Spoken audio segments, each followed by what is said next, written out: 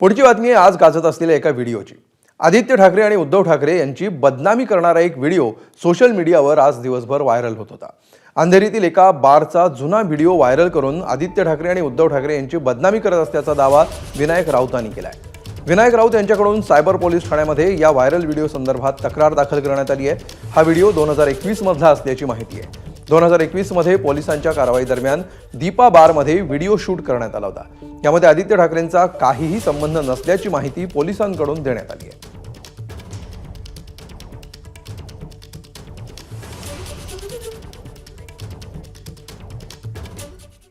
तर या सगळ्यावर आदित्य ठाकरे काय म्हणतायत पाहूया। म्हणजे काय संबंध काय? मी पण याच्यावर सायबर सेलमध्ये गुन्हा दाखल करणार आहे, कारण असे फालतू चाळे कोणीतरी करत असतं। कोणाचे नाव चिटकवायचं, कोणाची बदनामी करायची, ज्याला हिम्मत असेल, समोरून शिव्या द्यायला हिम्मत असेल तर कुठेतरी बदनामी करायची, असं काहीतरी चिटकवायचं कुठेतरी आणि सोशल मीडियावर चालवायचं, मग कुठेतरी ते अजून व्हायरल करायचं, हे असे घाणेरडे चाळे एकच पक्ष करतो।